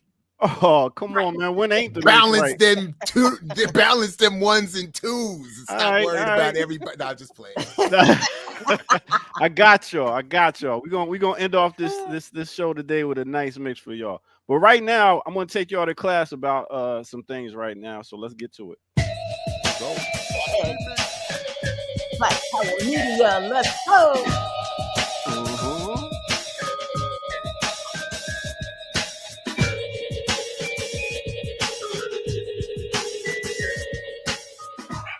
What's good, everybody? At times, I come to class and I like to teach about different things, especially when it comes to hip hop. One thing I wanted to talk about today is the MC, aka the master of the ceremony, the person that gets up on the microphone and gets the crowd moving. That's right, moves the crowd. So when it comes to MCing and the art of rhyming and stuff, I'm very big on it. when it comes to a good MC, you have to have confidence. You got to have swag. You got to have style. Be able to flip styles and go back and forth and really just be able to not be nervous, get on the microphone and do your thing. So with that said, I wanted to show you some of the younger MCs that's doing their thing that, you know, they don't get the spotlight and everything, especially because they're younger. And a lot of us old heads be like, oh, they're whack. So I came across a young MC that was doing it. And I'm not talking about young MC, that young MC. I'm talking about a young MC that's his sister that goes by the name of Lakia. Let's talk about her right now, see how she spits. And you can see what I'm talking about when I talk about a good MC.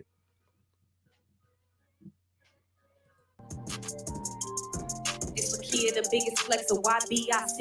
I'm different from all these niggas. Ask Coach XP. I got the top niggas vouching for a bitch like me. I touch the shit I get for bookings way before QC. I'm feeling like I can't be fucked with. I don't mean to be cocky, but the competition ain't switching up the flows of the topics. Chrome hearts all on my body, bless more hoes than a profit. All them bitches counting my pockets, tell drop a deposit. I'm fly as a pilot. New season Dior, Fendi, and Prada. How the fuck she a freshman when she dropped out of college? And how the fuck she go so hard when she look like a model? Buy a bitch life. Legally, I can't even buy me a bottle. They know I'm a problem. Got these bitches out here trying to step it up. Couple hating bitches hating on me since I leveled up. Catching more G's than them Z's, bitch, I ran it up. Leave a broke nigga to the streets, he could never fuck. Yeah, so all these bitches is in trouble now. My name hold weight around this bitch, I'm like 100 pounds. Chain cost 100,000, Blicky let off 100 rounds. Let the bag talk, ain't gotta tell them how I'm coming now. Yeah. Hold on. Yeah. You see, now you see what I'm saying right there? What I'm saying right there is real MCing. You know what I'm saying? Let me get back here. Okay. So what I'm saying is real MCing is still here. And when you seen the MC look back at the other MCs and really just go in on them, it's like, yo, that's what an MC does. That's that swag, that's that confidence and everything. And I gotta give it up for that sister right there. When she gets older and develops some more stuff going on in her life, I'm sure that she'll be able to accurately spit it like she did. So that it is MCing right here on the Remix Morning Show in the doctor's office. Now let's get back to our host.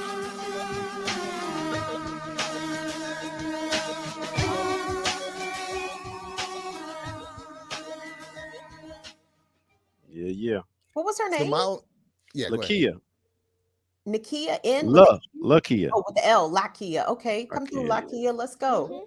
Yeah. She's nice. My only criticism is that she said she was hating on other MCs for not changing up the topics, and all she did was talk about how dope she is and how whack they are. I was like, that's not a new topic. I mean, that's Battle MC. That's what I'm saying, but it's not a new topic. She was hating on everybody for not switching up the topics. But other than that, that's just a little nitpick. That's just your pettiness. It's an observation, Jared. The chief petty officer. It's the chief petty officer reporting for duty. Nah, because you know what? It's a lot of MCs now that rhyme over their lyrics. It's a lot of MCs that don't know how to hold the microphone right properly. There's so many different things that they could be schooled on. And you know, when I see a good MC, even though I might not like their content, I give them their props because this is an art form. Yes, it Shout is. out to Marcel P. Black leading that don't rhyme over vocals MC movement. Yep. I see he's out there with the flag like I've not seen anybody else. I'm like, don't rhyme over vocals, you whack MCs. That was my issue with a lot of these verses, though. I'm like, y'all really don't have just straight up instrumentals for your own records. Why are y'all playing the song and you are rapping along with yourself over top of your own lyrics? Like, it's so whack. It's you know what it is? A lot of them get nice, drunk, high, and might forget their lyrics. And when they forget them, the crowd keeps the lyrics going, and then they be like, "Oh yeah, that's the rest of the song." It happens, but that's whack to me. I think some of it is also breath control for these older MCs. That too. but I still hate it. I still hate it. You can come up with another way to do it. All right, let me go get my mix together, man. I'll catch y'all later. Yeah, because you do. Get that mix together. Yeah, because you got two. It's two. Wow. He's in mixed debt. He is in mixed debt. He is. Shout out to the remixers keeping these numbers up, getting these mixes. Thank you. Appreciate you. Reconcilers, the reconcilers in the chat. Jared, hold on. Now you got me thinking. Like, Sure. I understand that the older MCs now may not have the same breath, the wind that they had. But isn't that what your hype man is for? Don't you stop? That's what I'm saying. And your hype man come and pick up the words. Like, stop rapping over them. No, I'm with you. That's what I'm saying. There are ways to artistically respond to that problem, because I get it. Everybody's getting older. People still smoke, and they getting 50s and 60s, and they, But you're right. Get a hype man. Get your crew. Play with the audience. People know. Like to you, Jackie said, we know your lyrics. There's other ways to do it, but the over vocal stuff is just. Stop that. To my old ears is a problem. I can't have it. So yeah. Anyway, absolutely. Either of you got something you want to get to? You got somewhere you want us to go? What's up? Yes, I really do enjoy dunking on Herschel Walker. I really do, because he's a terrible human being. What did Herschel ever do? And he is an idiot. This is from The Root. I know The Roots are weird. I know, but I love the headline. Herschel Walker says something crazy again. Okay. And I'm not even going to read it. I'm just going to play here you go. Oh, Lord. The pipeline. Get rid of the pipeline. Get rid of our energy. Start this downfall. Because we need energy for everything. Do y'all know that? And they were talking about the Green New Deal. Climate change. I'm going to help y'all with that real quickly. And I'm going to do it in the Wrightsville way, so you can understand what I'm saying. We, in America, have some of the cleanest air and cleanest water of anybody in the world. So what we do is we're going to put from the Green New Deal millions of billions of dollars cleaning our good air up. LA. So all of a sudden, China and India ain't putting nothing in there cleaning that situation up. So all that bad air is still there. But since we don't control the air, our good air decided to float over to China, bad air. So when China gets our good air, their bad air got to move. So it moves over to our. That's science. And now we got to clean that back up. Science.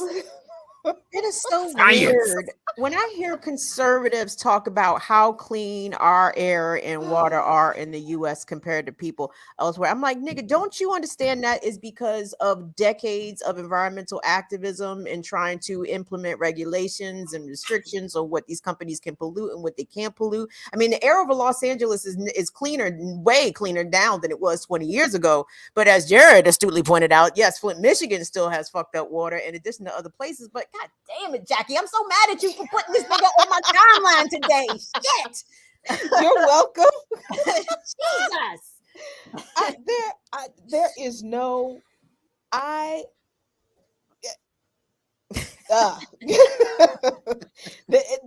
Herschel Walker is the joke that keeps on giving. And every time he opens his mouth, it's just you're just laughing in advance, because some ridiculous bullshit is going to come out. But I wasn't expecting that. I honestly was not expecting that, bad description of an Airbender show plot. I just, like, air stays over a particular country.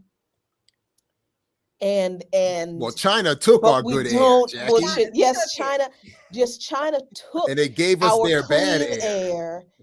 And then, but at first, we don't control energy, and energy is going away, but we need energy. And then our clean air, we spent billions of dollars cleaning our air, but we don't control it. But our air went over to China with their bad air, and India with their bad air too, mixed it up, and then it came back, and now we got to put billions of dollars. Hey, Gerard. Yeah. Pop up Herschel outfit again. Hold on. Let me see. What the fuck was Herschel wearing? Oh, no. Jackie had pulled that up. Oh, can you Jackie. pull that up? Jackie? Yeah. Come on, Jackie. Wait, hold on. Let me see. Now. But while you're doing that, Herschel has been, ever since he left the University of Georgia, on a personal note, he has been a problem he made the Dallas Cowboys good, which for me was a problem with that trade that they used to get good to Minnesota. And then he just keeps going ever to the right and ever with more lunacy. Maybe he thought he was doing his Tiger Woods thing. Tiger Woods, y'all. Yeah. I thought I'd see it. My mind's eye told me that he was wearing a whole red orange suit. No, I imagine. No. I just wanted to double check. I said, is Herschel cooning it up extra out here? What is Herschel out here doing? Definitely cooning. High level. Now, the funny thing about that event was it was not supposed to be the press was not invited. The press was barred from the event. But some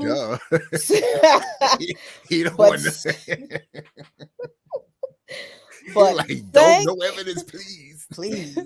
But thank God, thank the Lord that some responsible, intellect loving, hopefully equally shocked, red-blooded American was so appalled at what was being said that they were like, nobody will believe me unless I showed them this video.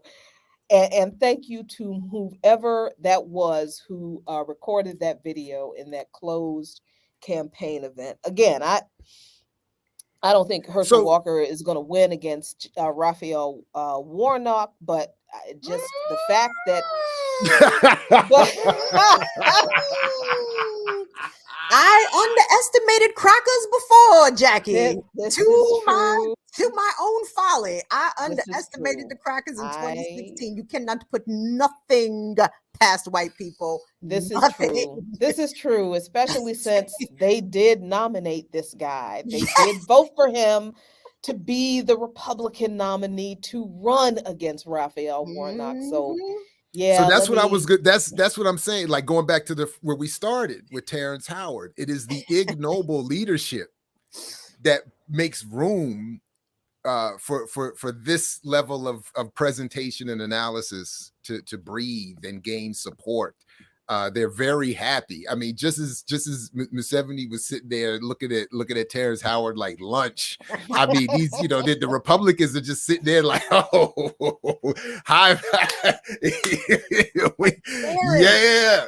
That's my God. But the tea is this, gang, is that Herschel Walker's drill policies is what I'm pretty much hearing what his energy suggestions are. How does that differ from Joseph Robinette Biden? No question. Exactly That's it. Exactly the same. I mean, so I had to leave y'all on that funny note. That's cold-blooded, Jackie.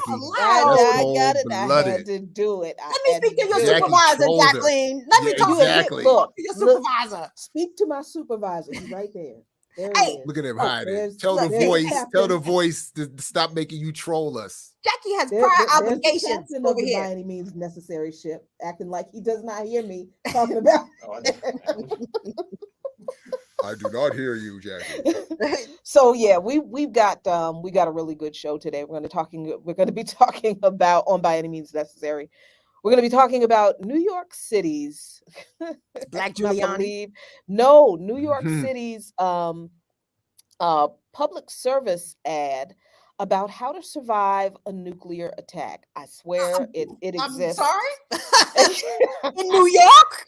I swear such a thing exists. It's so you don't. Absolutely. I don't want to spoil it. I don't want to spoil it, but you don't. You do not.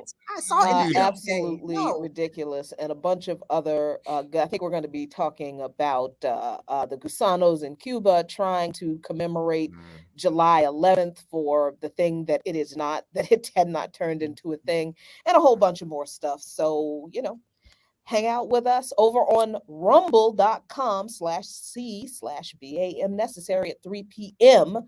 for the live hour today, and listen to the show at 2:00 on sputniknews.com/radio. Click on the plus sign, type in By Any Means Necessary, or actually just go there at 2:00, sputniknews.com.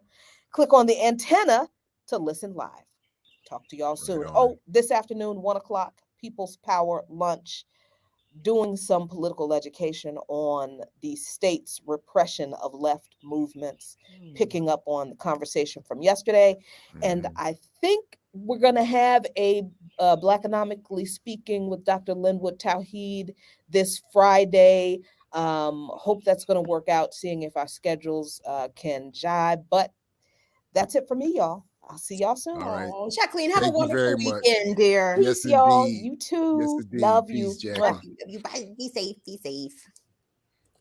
Hey, you know what? It's so funny, yeah, go ahead. Jared. Anytime I hear Jackie, in BPM mention that their programs are on Rumble, I saw an ad on YouTube. It was one of them big conservative crackers. I can't remember his name, like Dan Bongino. I don't know this nigga's name, but he was on there pushing Rumble hard. Like, I happened to catch this YouTube ad, and he's like, all the big conservatives, like, if you want your shit not censored by YouTube, you got to go over to Rumble. I said, Jackie and Lukman is on Rumble.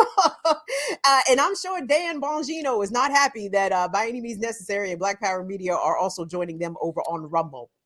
So we haven't really, I think we're from my humble perspective, we're struggling to keep up with all the opportunities at BPM, and so BPM was invited with some others to join, because from what we understand, the CEO of Rumble is happy to have all those conservatives, but is claiming that the platform is meant to be more diverse in perspectives to really eventually rival YouTube. So, but certainly the conservatives have dominated that space. And I've seen some of the comments that pop up in our chats there, and it's it's a little bit different, a little bit different than what we see in the remixes. Yeah, it's a little bit different.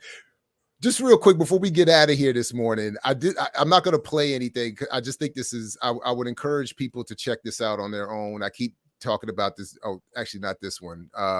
This dude, that's the information about it. This dude, CoffeeZilla's YouTube channel. Because he covered recently the latest and some more of the nonsense in the crypto space. And I just want to highlight with what happened with Voyager Digital, and one of the reasons why all of this stuff is madness. Just very quickly, Voyager Digital, whose stock is collapsing along with a lot of the other crypto space stock, had taken a loan from Three Arrows Capital, a private equity investment group investing in a lot of crypto spaces, who had themselves invested their bulk of investment money in Luna, which, if people have been following, collapsed last month or last couple of weeks. So the point being, this is what has been the fear of those who are just traditional market economists, not radicals or anything like that. Not that crypto would take over the US dollar, but that it would drag people's US dollars down with them. So it's like all of the people so if you are borrowing money or from banks and private equity groups who are themselves invested in other areas of crypto and they lose their money, then you can see how everything starts to drag down as this speculative Ponzi nonsense. So the only people benefiting are the ones hiring the PR firms and the marketing agencies and the actors themselves to promote and invite people to get fleeced. So anyway, so crypto ain't bounced back yet, is what you're saying. not as of this morning. It's still down and plummeting in most cases. So like the only ones that, Bitcoin is even down, but like if you're not in one of those few highly invested like Bitcoin or Ethereum, which are still plummeting, everything else is really bottoming out. So apparently, and people are doing, like, part of this guy CoffeeZilla's video is showing all of these big time crypto online YouTube investors who are doing these videos talk about how they're losing all of their money, like or this pot of their investment. So a lot of people are getting, at least now, So what is the explanation being given? I mean, by the YouTubers who are crypto crypto savants, so to speak? Are they telling people to ride this out, or are they saying, no, the house is on fire, get out right now, don't even grab your shit, just get out of the house because the house will burn down upon you? Like, what's the advice being given to crypto investors by the so-called crypto experts? It varies, and I think, and I would have to give a better answer. I would have to do more to assess the people making the claims, because there's a lot of things being said. Some people are saying, "Look, I messed up. I'm losing everything. We got to do something else." This CoffeeZilla guy, who is not a radical revolutionary, but his thing is, be careful when you should invest in like regular investments. Like, crypto is dangerous. Other people who I suspect still have holdings that they're trying to preserve are saying to people, buy the dip, don't give up. As the prices go down, that's when you should buy it all up, because it's cheaper and it's going to go back up again. And so there are, and I suspect that they're the ones on that chart I showed last week, where as things are collapsing, there are the people who are still highly invested, who are still saying to people to hold on and don't give in, because they haven't had a chance to themselves cash out yet. So they need you to keep investing so that they can cash out, and then you get left with the empty bag. So that's what I think, but it's hard to tell who's being honest, who's being hustled, who's hustling. And that's why I just say, we should just not have to deal with any of this, and we should have a revolution that assures that wealth is redistributed, and we don't need to be, falutin investors and market watchers and experts to survive. I mean, it's just ridiculous. So the other thing is, like, some of the people that this guy showed in his video that I do watch also, they're acknowledging that even as they're losing money, they have a lot of money in other areas. So they're like, nice. My crypto money is gone. Exactly. But my real money is over here doing great. Now, if you were one of those that were listening to me when I was telling you to invest everything you have in crypto, you should have done better than that, because I still have my pot of gold over here. So, I mean, there is some of that. That's what I'm saying. Like, it's real fishy and shady out here. Now,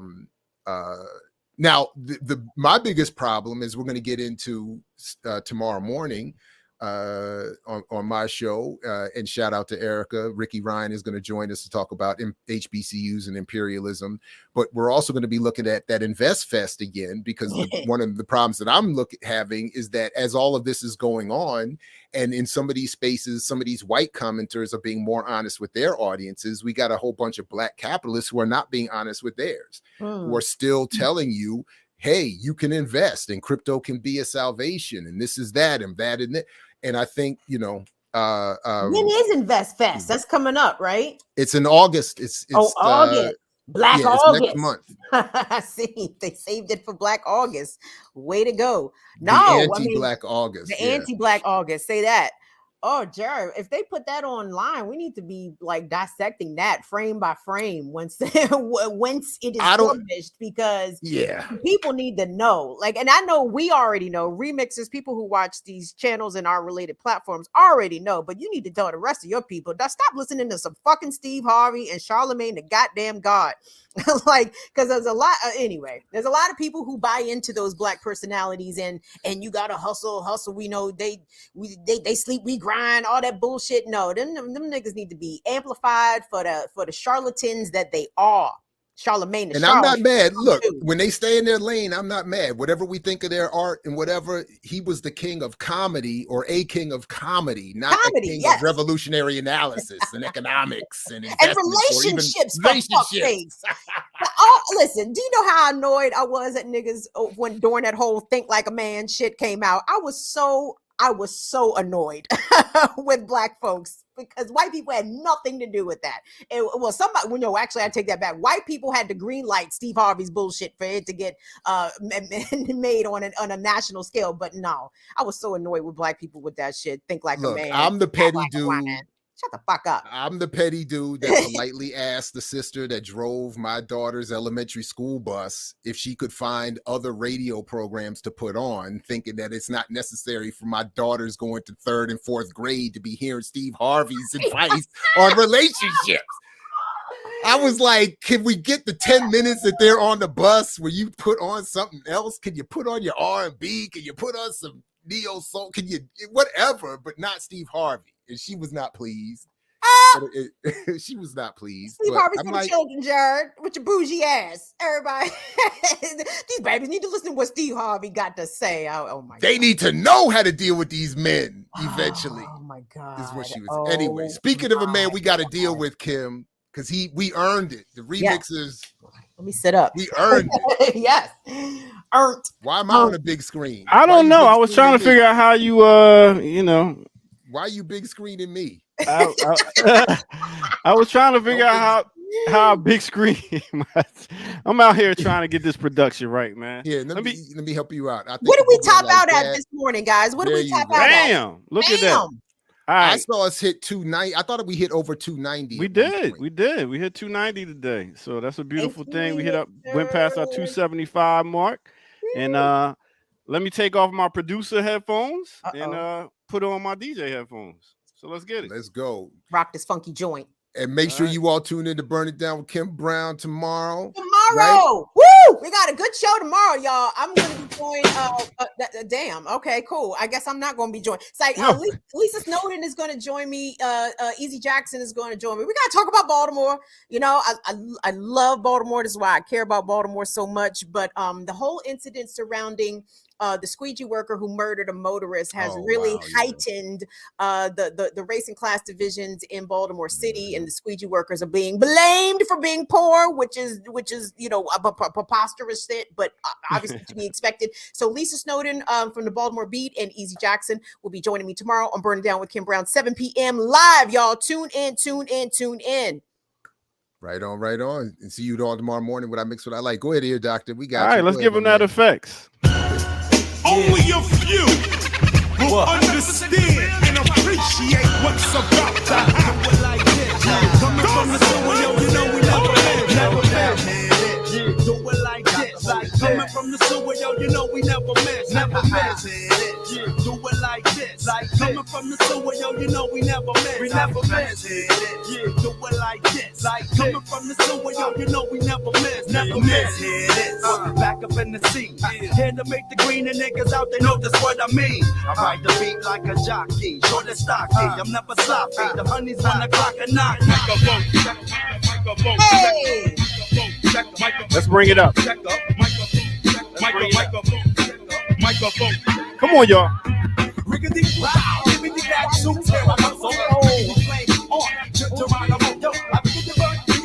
When I grab a break, I mean you can make the one to twist. It's crazy. I'm thinking the breaking backs and busting lips. I think the freak that's not like and those I'm making you make enough noise like Bam Bam, throw boulders from bedrock to death drop. I slam man, so check it. I'm making you make it quick. Oh, shucks. I give it the gun like that. I'm making you rock the cabana, split, spit, so sick. I'm making you pretty from here to make up the best. I'm living the like this.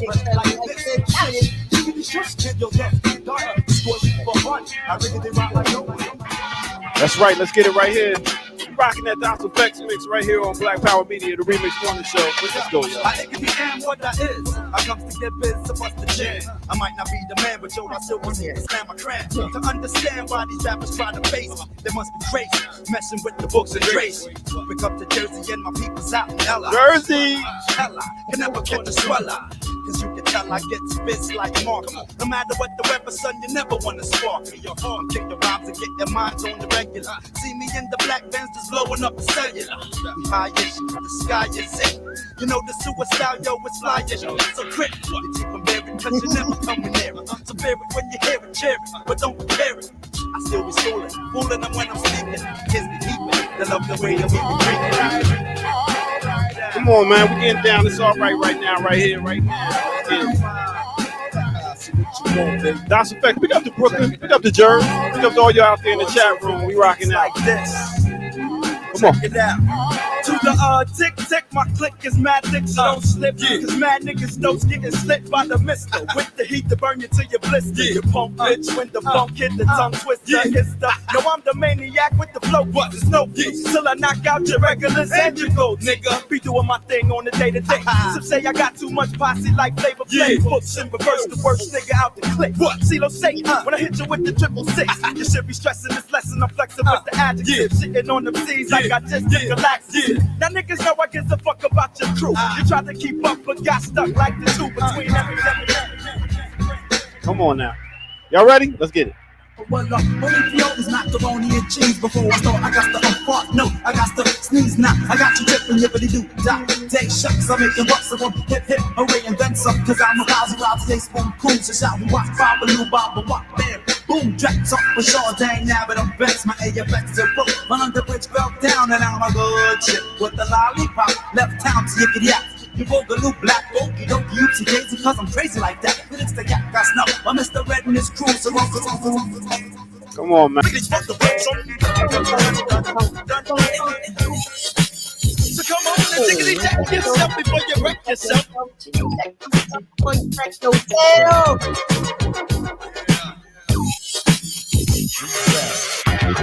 Once again, welcome out and thank y'all for tuning in to the Remix Morning Show. That's how we do it right here. We're going to catch y'all next week, Tuesday, 8 a.m. to 10 a.m. Let's get it. You better check yourself or you wreck yourself, because I'm bad for your health. I come real stealth. On your bombs. Let's get it. Call on. We out of here for the day. Remix Morning Show, y'all. Peace.